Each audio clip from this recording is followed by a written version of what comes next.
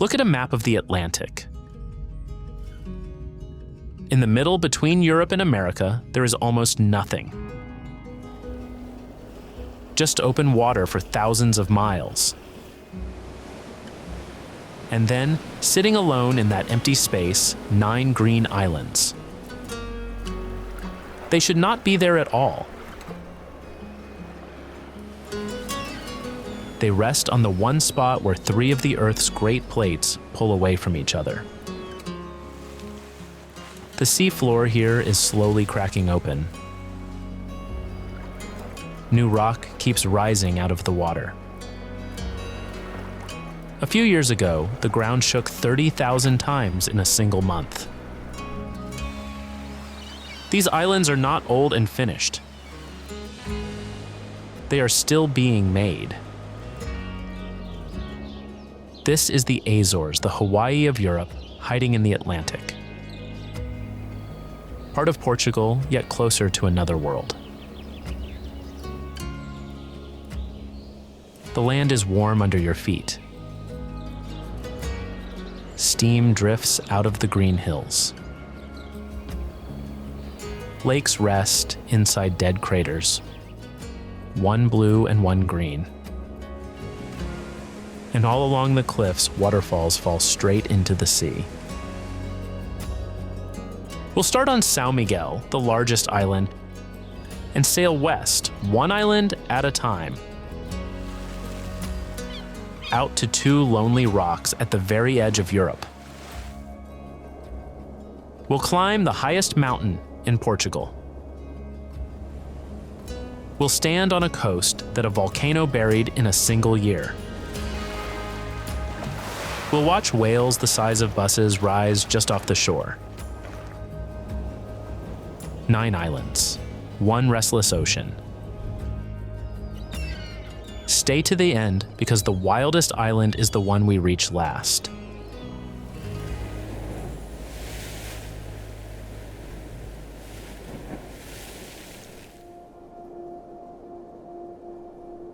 From the air, São Miguel is the first island to rise out of the blue, long and green and ridged with old craters. It is the largest of the 9 and the place most journeys start.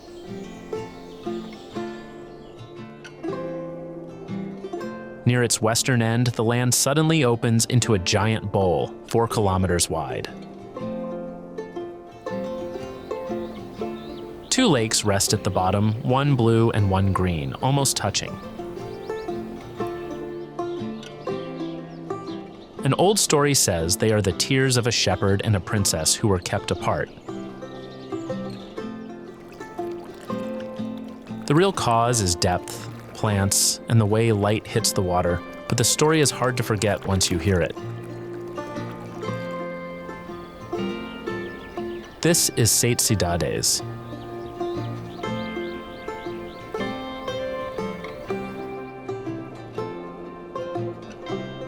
The best place to take it all in is a lookout called Vista do Rei, the King's View. From here, the 2 lakes stretch out below, joined by a small bridge in the middle. On a clear morning, the colors are easy to tell apart. On a gray day, they turn flat and quiet, and the crater feels even larger. Either way, the village at the water's edge looks tiny, like a toy dropped into the green.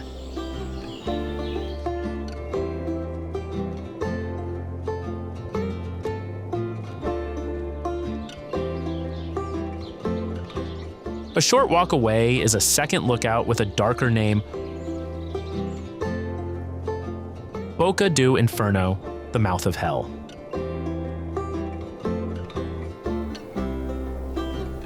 It sits on a narrow ridge between the craters. Locals call it the finest view on the whole island, and it is easy to see why. Several lakes line up at once, framed by steep green walls.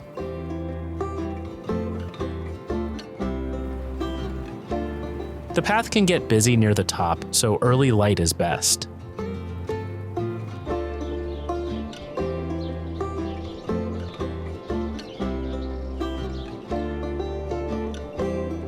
Near the rim stands a clue that this calm place has seen big dreams fail. The Monte Palace Hotel was built to take in that famous view. It opened with high hopes, then shut down only a year or so later.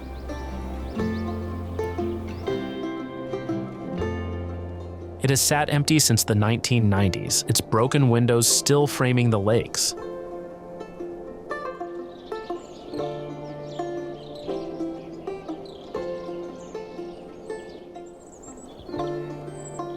Moss and grass are slowly taking it back.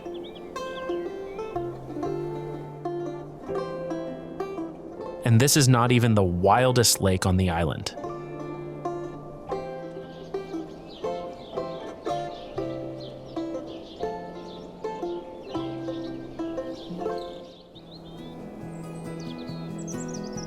Sete Cidades is easy to reach. The next lake is not. Hidden in the mountains at the center of São Miguel is a crater lake called Lagoa do Fogo, the Lake of Fire. It was born about 15,000 years ago when the volcano under it fell in on itself.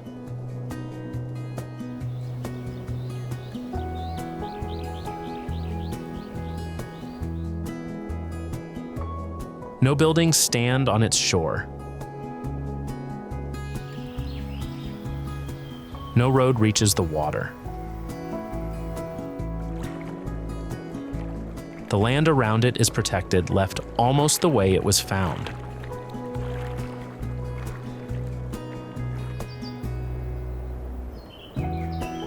The easiest view comes from above, near a ridge called Pico da Barrosa.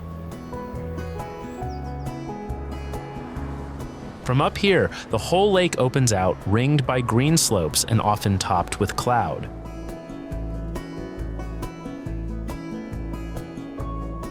Fog rolls in fast and hides it, then lifts just as quickly. Drivers pull over here just to watch the weather change.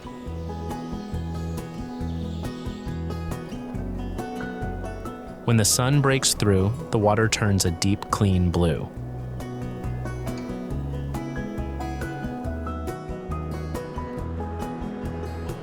Reaching the shore itself takes work. The path down is steep, and the climb back up is harder.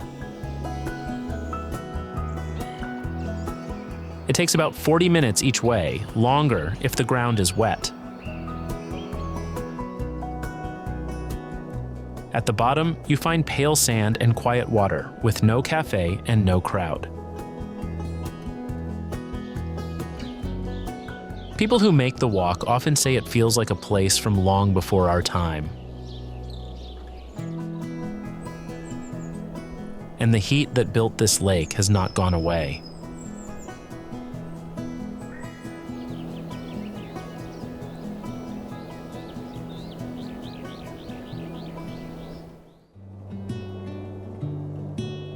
Lower down the same slope, the air starts to feel warm and damp. Steam drifts between the trees. This is Caldeira Velha, a pocket of thick forest fed by volcanic heat. Giant ferns grow taller than a person here.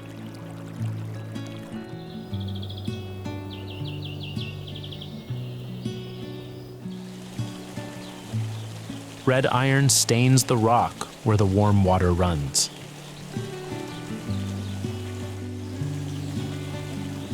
It feels less like Europe and more like the time of the dinosaurs.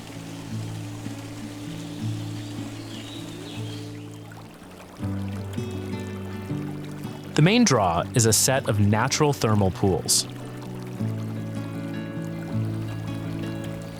The water sits warm all year, heated by the rock below.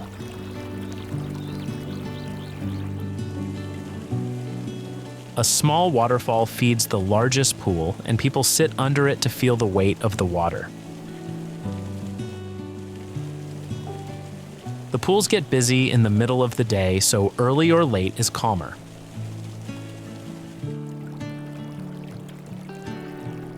Steam hangs over the surface even when the air is cool.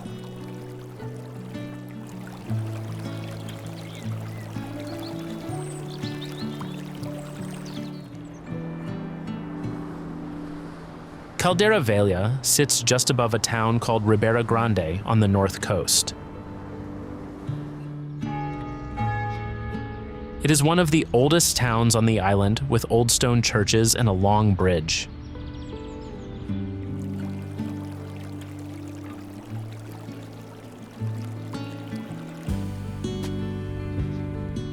The contrast is sharp. 1 minute, you are in a steaming forest.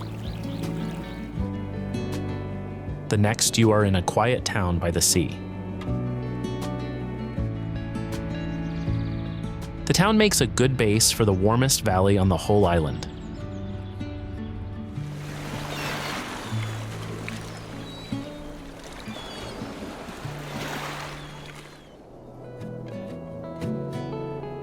East of Ribeira Grande, the road climbs over green hills and drops into a valley that smells of sulfur. This is Furnas, and it sits on top of one of the most active geothermal spots in Europe. The last big eruption here was in 1630. The volcano is only sleeping. The people who live here have learned to live with the heat, and even to cook with it.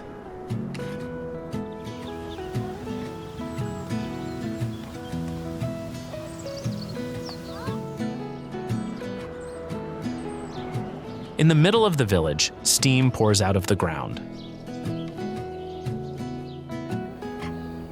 These hot springs and bubbling mud pools are called calderas. The smell of sulfur hangs in the air. Right here, locals make a dish called cozido. They seal meat and vegetables in a pot, lower it into a hole in the hot earth, and let the ground cook it for hours.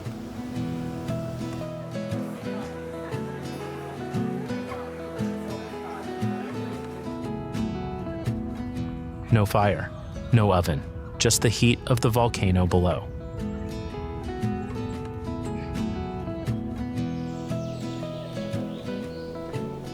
A short walk away is a garden built around a large warm pool called Terra Nostra. The water is the color of rust, full of iron from the rock. It stays around 35 degrees, warm enough to sit in on a cool day. The gardens were planted more than 200 years ago, and the old trees lean over the water.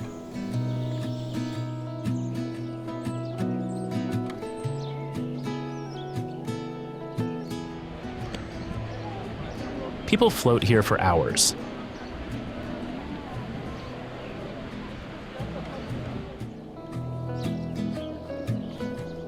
At the edge of the valley sits a calm crater lake, Lagoa das Furnas.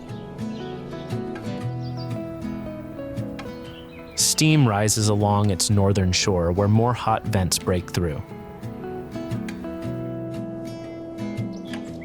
A small stone chapel stands near the water, its walls soft with moss.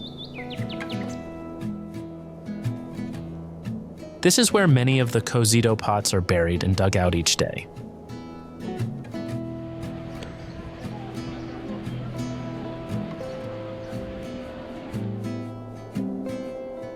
The whole valley feels alive, as if the island is breathing.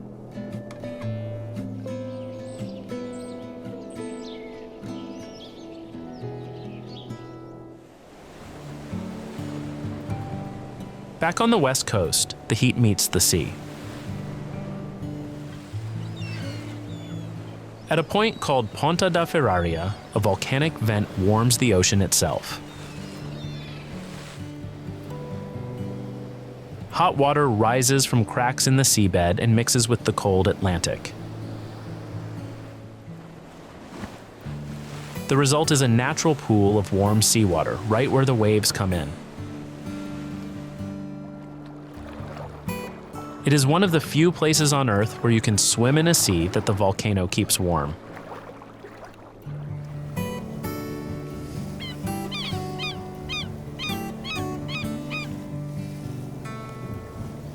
The pool works best at low tide.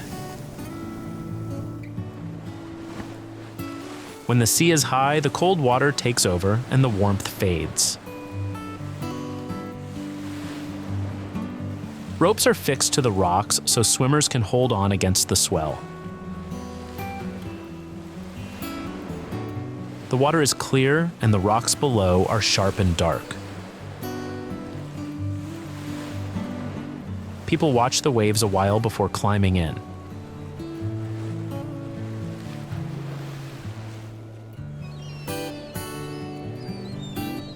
Above the pool stands a lighthouse on the cliff.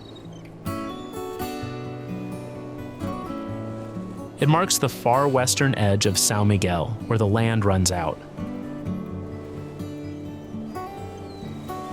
The view from up here is wide and open, with nothing but ocean ahead.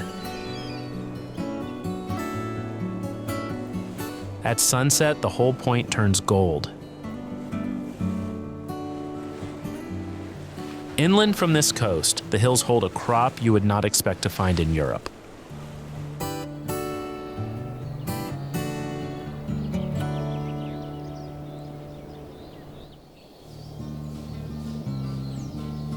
Most people think tea comes from Asia.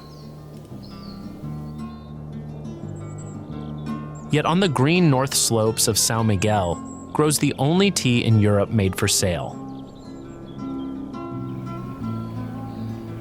The plantation is called Gorreana.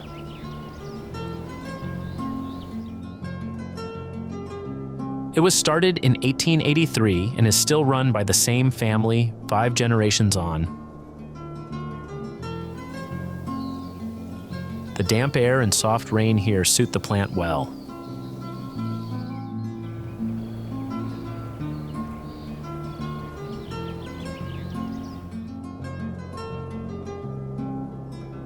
The tea fields roll down the hillside in neat green rows.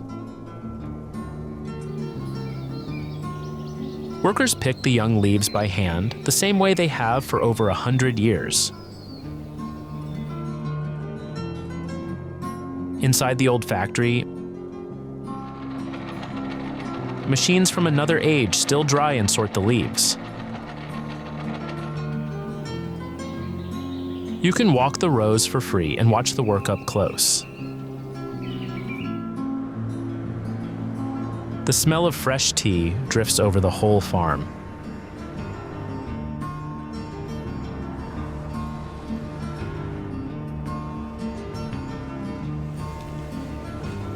Below the fields lies the small coastal area of Maya,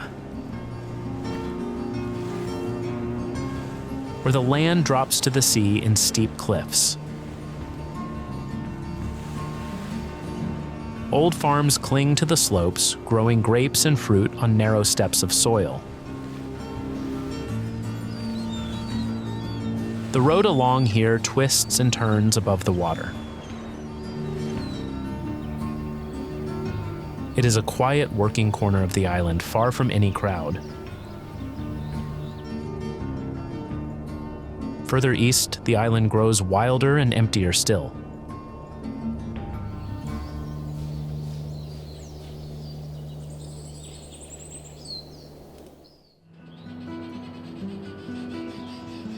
The far east of São Miguel is called Nordeste, which simply means northeast. Fewer people come here, and it shows.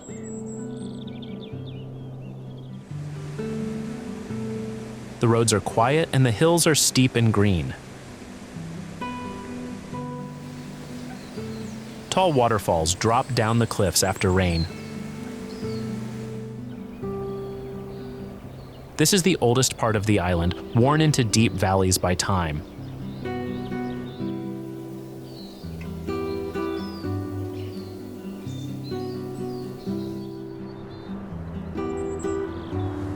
High above the sea sits a lookout called Miradouro da Ponta do Sossego. The local council turned it into a garden with flowers, hedges, and small paths. From the edge, you look straight down at the waves far below.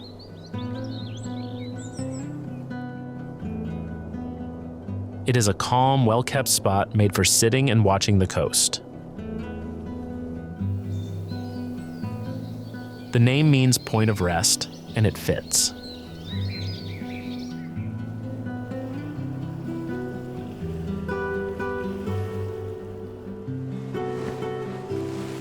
Down a winding road stands the oldest lighthouse on the island, Farol do Arnel. It sits low against the cliffs, white against the dark rock. The drive down is slow and steep with sharp bends.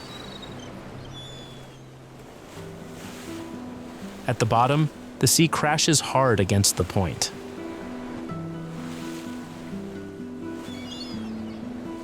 The wild east soon gives way, and the coast swings back west toward a village known for its black sand.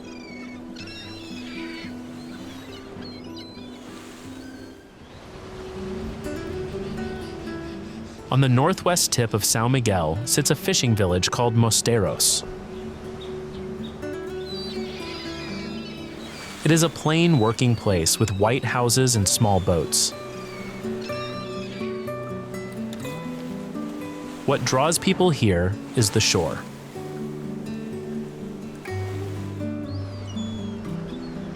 The sand is black, ground down from old lava. And just offshore stand 4 dark rocks rising straight out of the sea.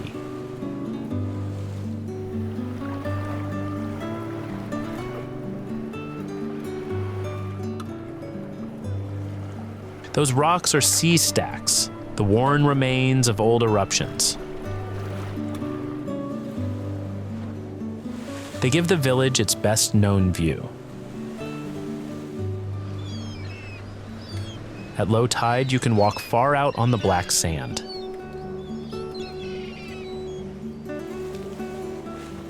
The waves here are strong and surfers come for them. As the sun drops, the rocks turn to black shapes against an orange sky.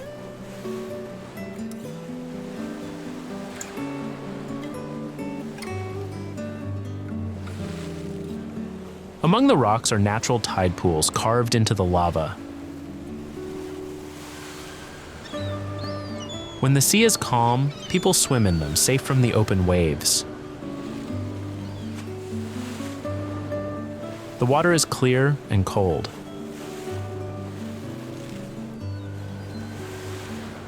Children jump from the low ledges while older folks watch from the shore.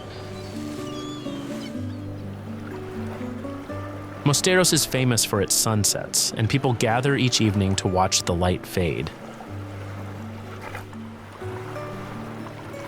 Just down the south coast, another small island hides inside a ring of stone.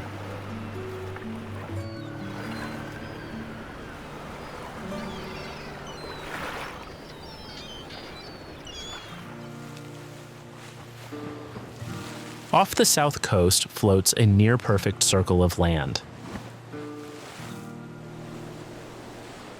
It is the top of an old volcano sitting just above the waves.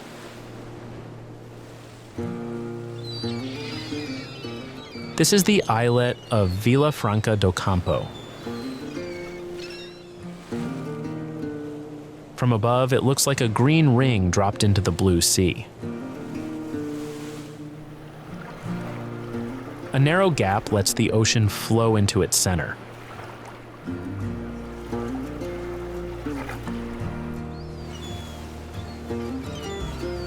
Inside the ring is a round natural pool with a small sandy beach.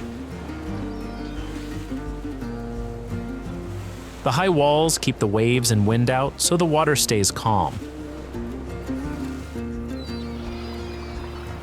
In summer, a ferry brings swimmers across from the main island. Numbers are limited each day to protect the place.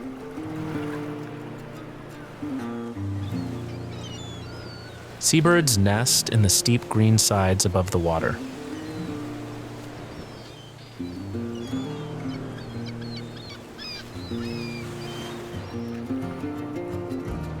On the shore facing the islet sits the town of Vila Franca do Campo. It was the first capital of São Miguel long ago.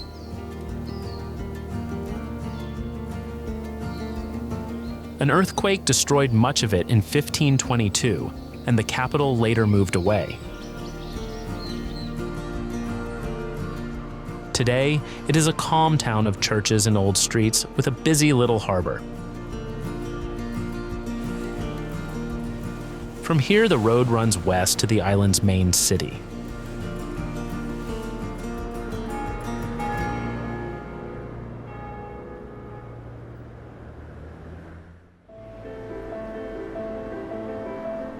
On the south coast stands the largest city in the Azores, Ponta Delgada.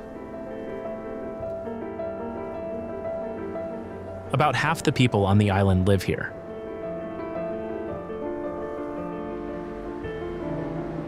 It grew rich long ago on oranges shipped north to England. Grand old houses and churches still line the streets. White stone and black lava trim almost every building.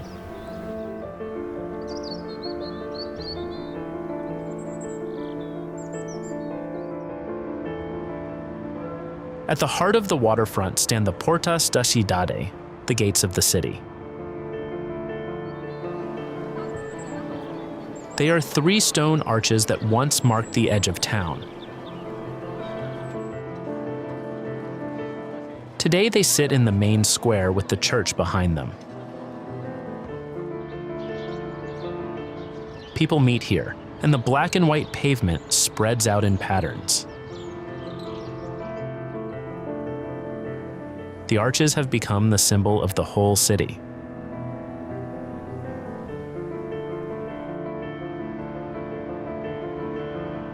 Below the old town is a wide modern marina. Yachts crossing the Atlantic stop here to rest and resupply. Cafes and shops line the seafront, busy in the warm months. Whale-watching boats leave from these docks each morning.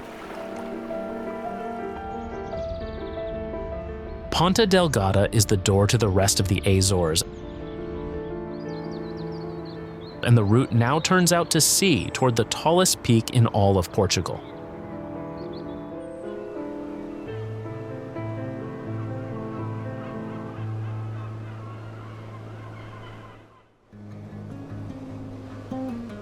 A short flight west of São Miguel, a dark cone rises straight out of the ocean. This is Mount Pico, and it is the highest point in all of Portugal. It stands 2,351 meters above the sea.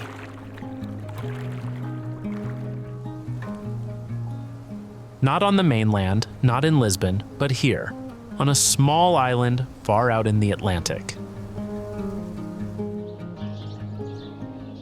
Cloud often hides its top, then drifts away to show the peak.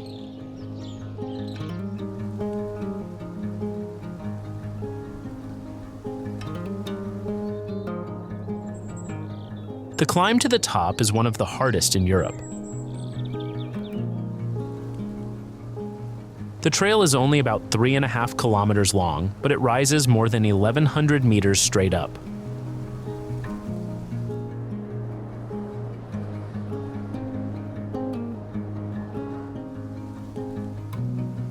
The path crosses loose rock and sharp lava, and the air thins near the top. At the summit sits a small extra cone called Piquinho, where steam still leaks from the ground. The volcano is not dead, it is only resting.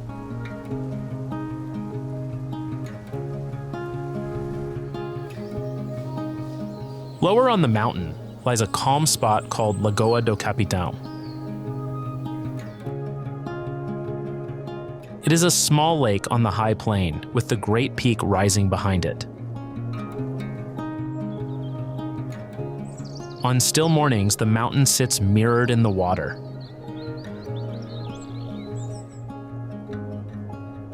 Cows graze the green fields nearby. But the mountain is not the only reason to come to this island. The real surprise grows at its feet.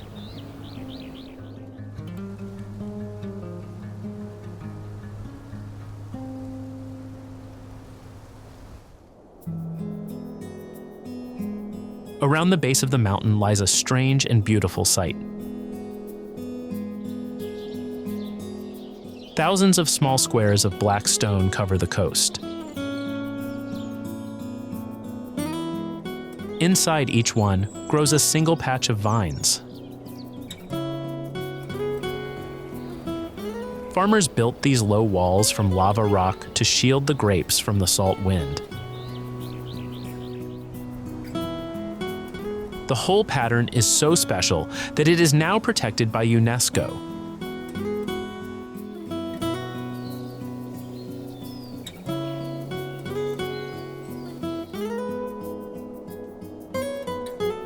One of the best places to see it is Graciosa Island.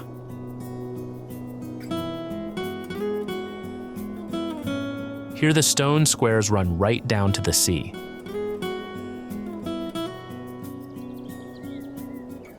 Old stone ramps lead to the water, where wine was once loaded onto boats. A windmill stands among the fields, red-topped and worn by weather. From a low hill above, the pattern of black walls looks like a giant maze.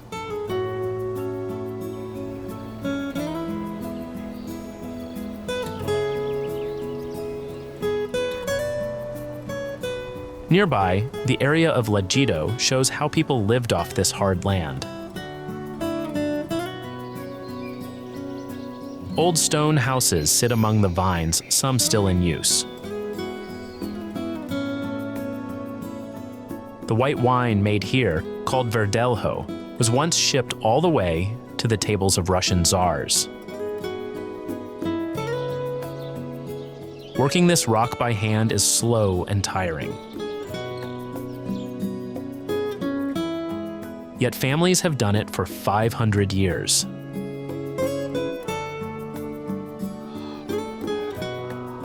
Across a narrow channel waits another island marked by a wound the earth opened in living memory.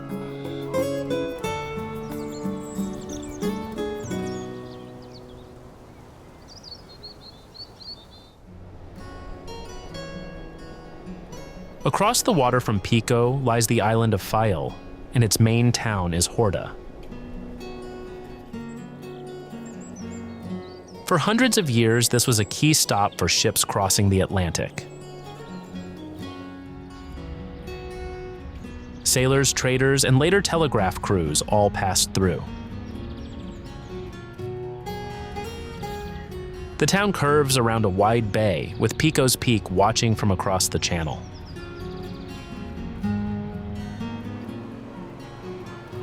On a clear evening, the mountain glows pink above the rooftops.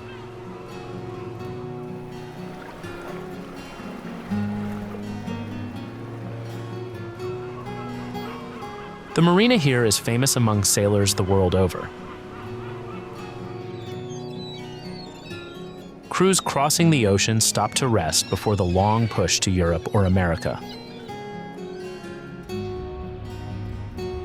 There is an old custom in the port.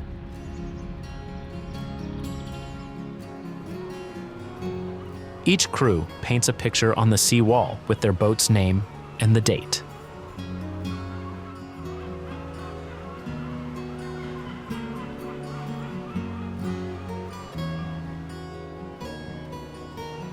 Now the whole harbor is covered in thousands of these paintings, a kind of open-air album of the sea.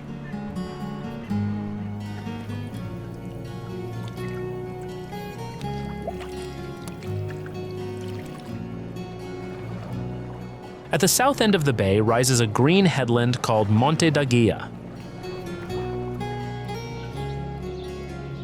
It is an old volcano, its far side a flooded crater open to the sea.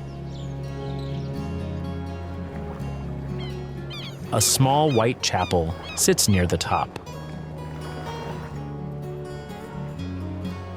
From up here, you look back over the town, the marina, and the channel to Pico. Just west of town, the land tells a darker and much newer story.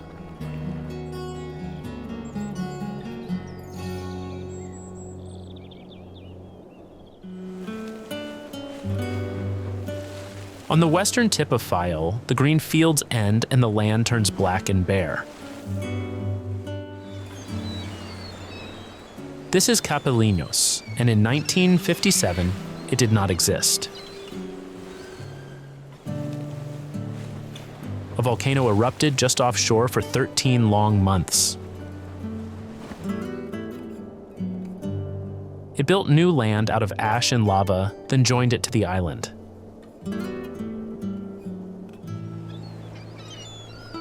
Whole villages were buried and many families had to leave for good.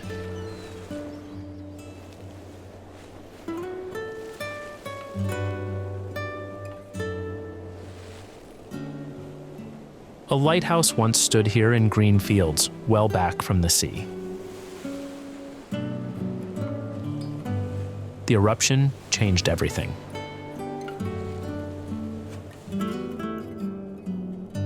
Ash piled up meters deep around it, swallowing the lower floors. Today, only the top of the tower still shows above the gray ground. It stands alone in a field of black dust, a quiet marker of the power of the earth.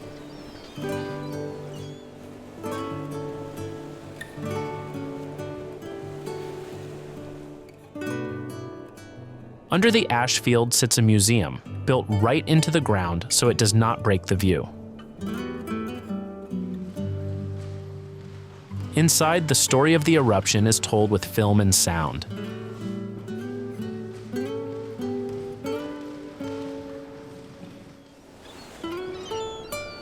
Many of the people who fled Capelinhos sailed to North America.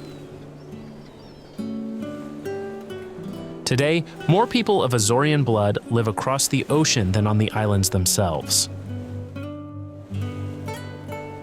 Up in the green heart of the island waits a giant bowl carved by older fire.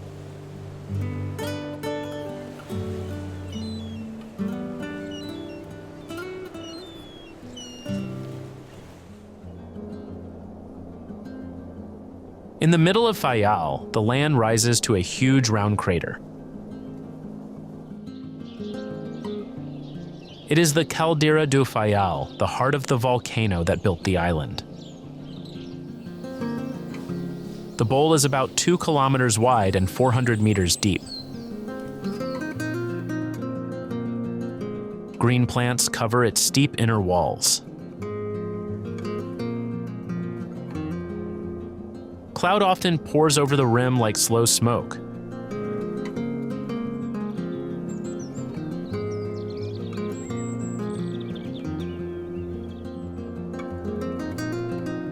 The highest point on the rim is called Cabeço Gordo.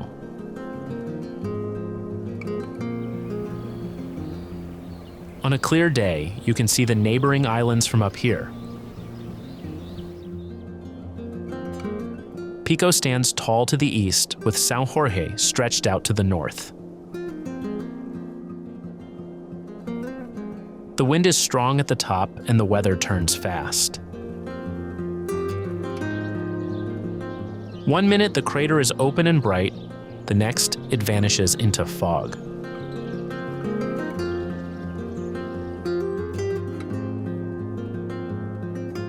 A walking path runs all the way around the rim. It takes a few hours and follows the narrow edge between the inside and outside of the crater. Below, the green floor looks soft and far away. The trail can be muddy and slick after rain, so good shoes help. The next island over is long and thin, shaped, people say, like a sleeping dragon.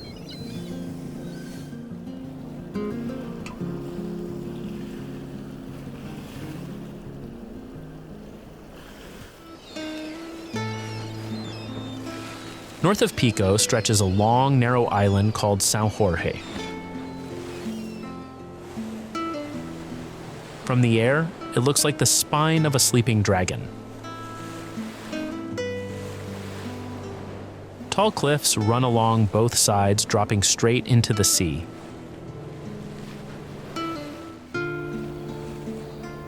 At the foot of these cliffs lie flat shelves of land called Fajãs. They formed when rock fell from above and settled by the water.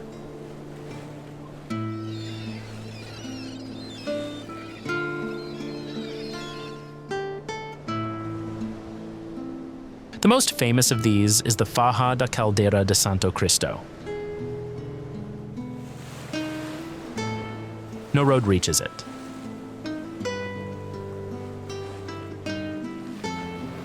You walk in on a rough path or ride a quad bike. At its heart lies a still lagoon, the only one of its kind in the Azores. Clams grow in its mix of fresh and salt water, found nowhere else on the island.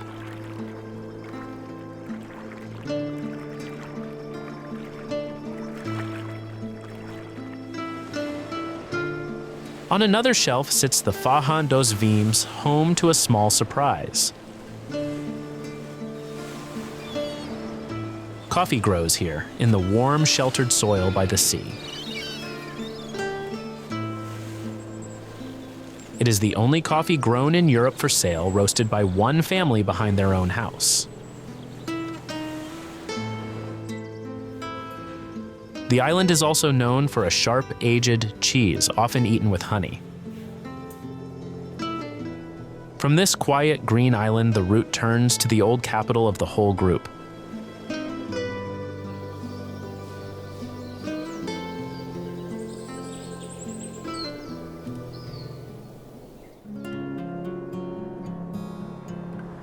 At the center of the island sits Terceira.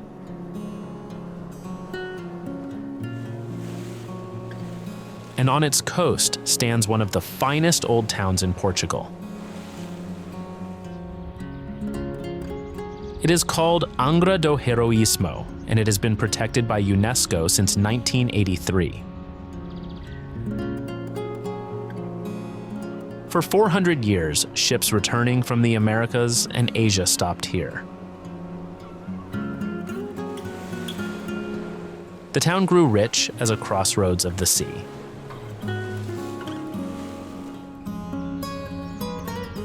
Its streets still run in neat lines down to the harbor.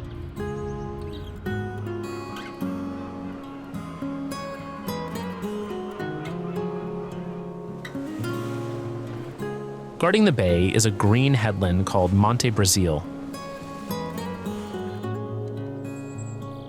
It is an old volcano with an old fort spread across its base. You can walk or drive to the top for a wide view of the town and the sea. Deer and rabbits live in the woods on its slopes. From up here, the red roofs of Angra spread out below in neat rows.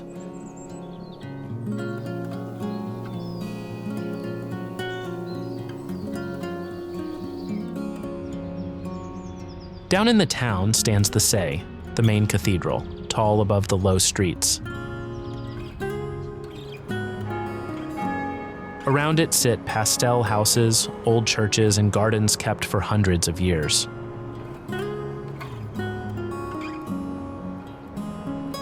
The whole place was rebuilt with care after an earthquake struck in 1980. Bright shrines in red and blue mark many corners.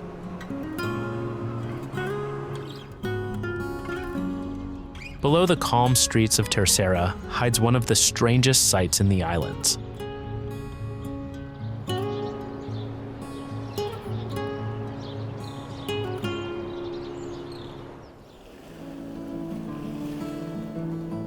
Most volcanoes you climb, this one you walk into. In the middle of Terceira, a stair leads down into the throat of an old volcano. It is called Algar do Carvão.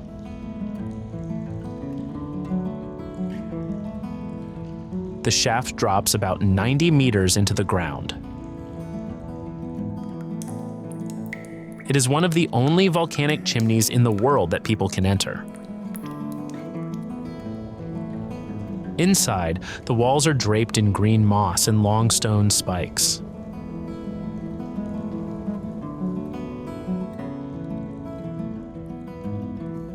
Water drips from above and pools at the bottom.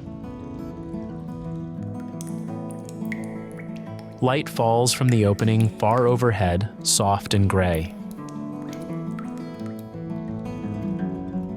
The air is cool and still, far from the wind outside.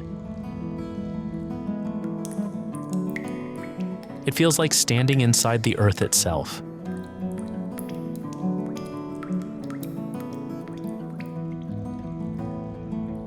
Nearby lies another path underground, a lava tube called Gruta do Natal. Long ago, molten rock flowed through here and left a hollow tunnel. You walk through it bent low in places with rough black walls close on each side. It is dark, cold, and quiet. Back above ground, Terceira shows a gentler face, stitched together like a green quilt.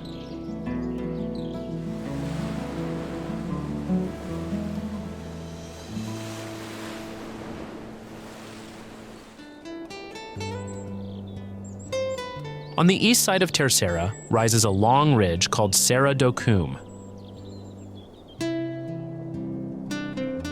From the top, the whole island spreads out below.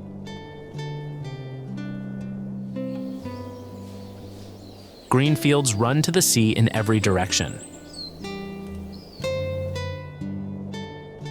Low stone walls split the land into hundreds of small squares. Locals call it the patchwork quilt of the Azores.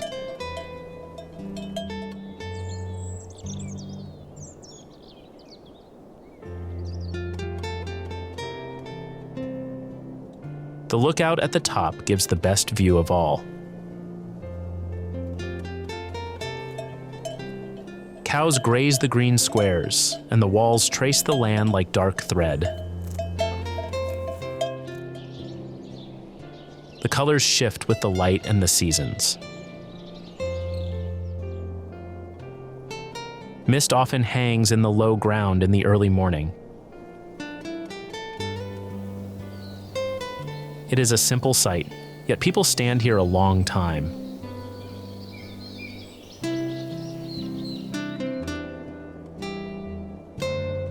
Those neat fields fill an old crater called Cinco Picos. It is one of the largest calderas in the islands, worn down and gone soft with age. The ridge you stand on is part of its old rim.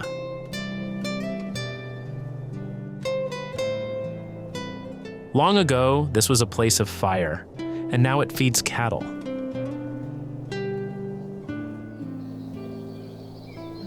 From this calm island, the route heads north to a small white island most people never reach.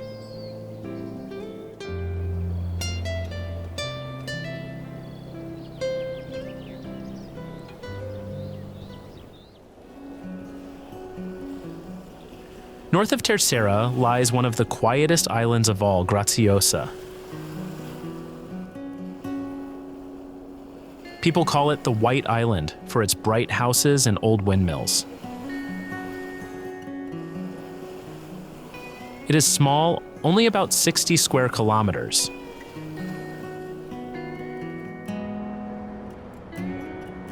Fewer than 4,500 people live here.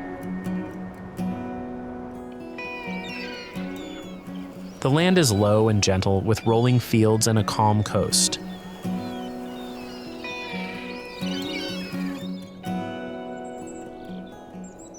Hidden at the east end is a wonder few outsiders see. A spiral stair of 183 steps drops down through the rock.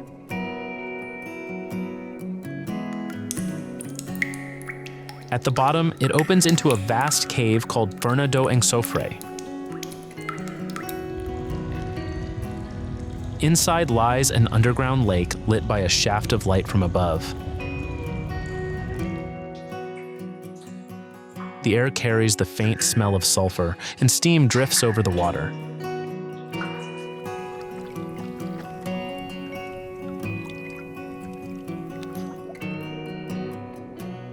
On the south coast sit the thermal baths of Carapacho.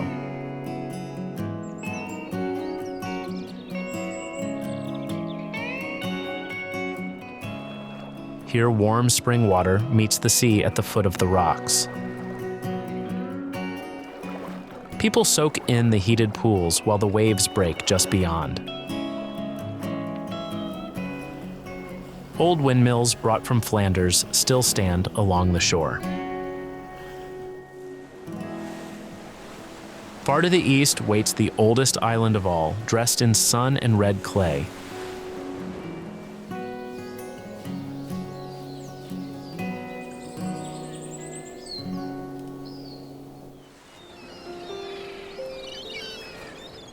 At the southeast edge of the group lies Santa Maria, the first island the Portuguese ever found. It is the oldest of them all, with rock more than 8 million years old. The weather here is drier and sunnier than the rest. It is the only island with real white sand beaches.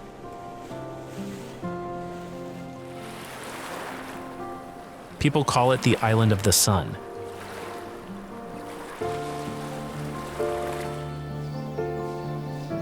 Inland lies a strange patch of ground called Barreiro da Faneca. The soil here is bright red clay, bare and cracked. People call it the Red Desert of the Azores. It looks more like Mars than a green island in the Atlantic. Walking trails cross it, and the color glows in the low evening light.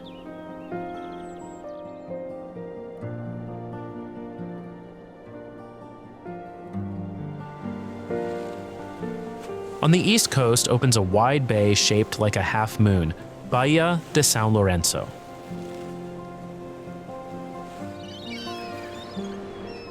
Steep slopes ring the water, set with old vineyards in narrow steps. Few people live here, and the water is clear and calm.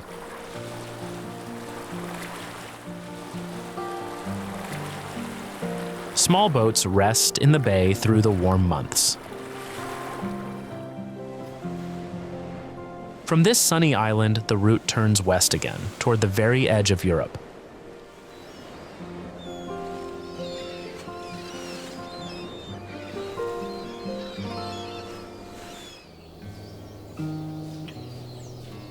Far to the west, almost off the map, lies the island of Flores. Its name means flowers, and in summer, it earns it.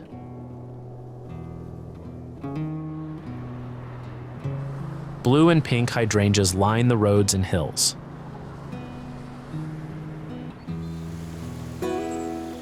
After rain, water seems to pour off every cliff.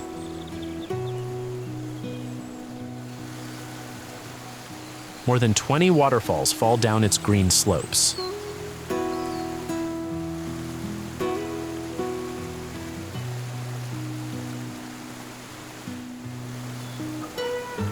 The finest of these gather in one place, Poço da Ribeira do Ferreiro.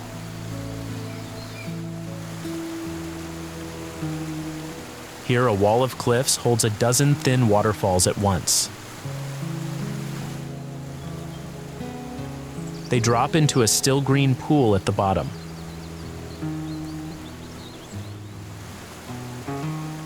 Ferns and moss cover the rock, soft and dripping.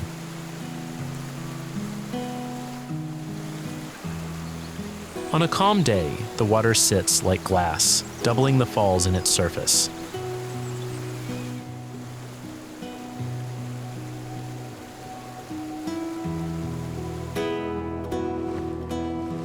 On the west coast sits the village of Fajãs Grande. It marks the most western point of Europe. Past this shore, there is nothing but ocean, all the way to North America.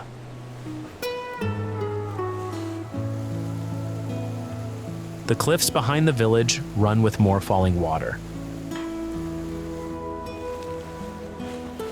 It is a long way from anywhere, and it feels it. Yet one more speck of land lies even further out.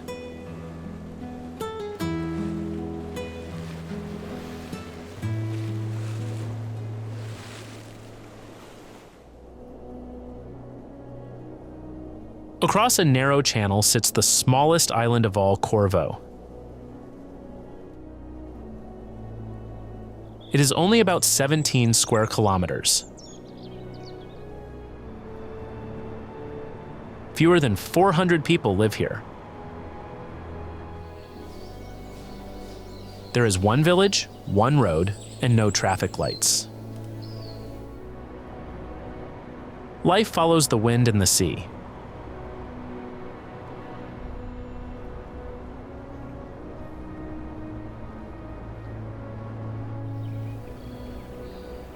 At the top of the island sits its great wonder, a flooded crater called Caldeirão.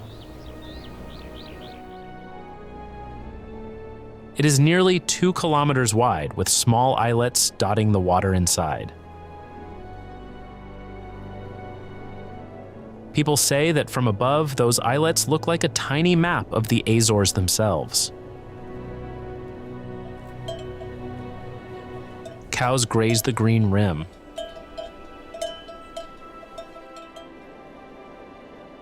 Cloud often spills over the edge and fills the bowl.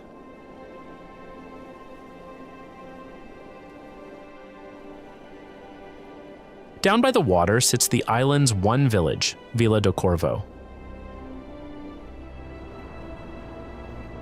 Its narrow lanes are too tight for most cars. Old stone houses huddle together against the wind.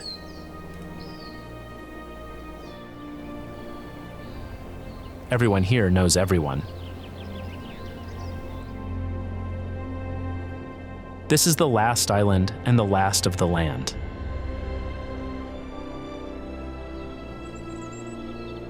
Past Corvo, there is only the open Atlantic mile after mile, all the way to America.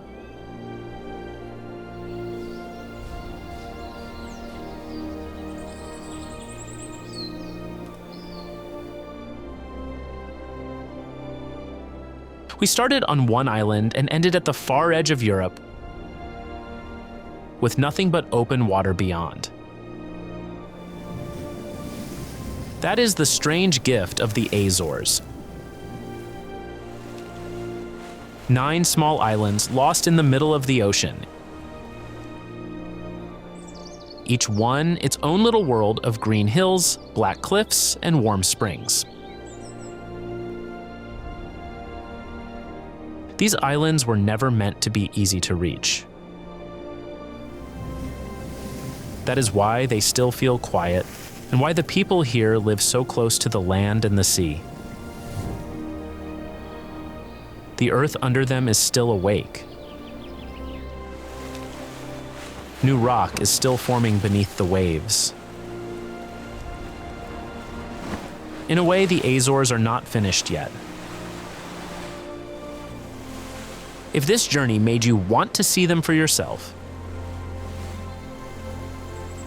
give the video a like and subscribe to Pathfinders Travel so you can come with us on the next one. Click on the video that is appearing now to keep discovering the wonder of the world.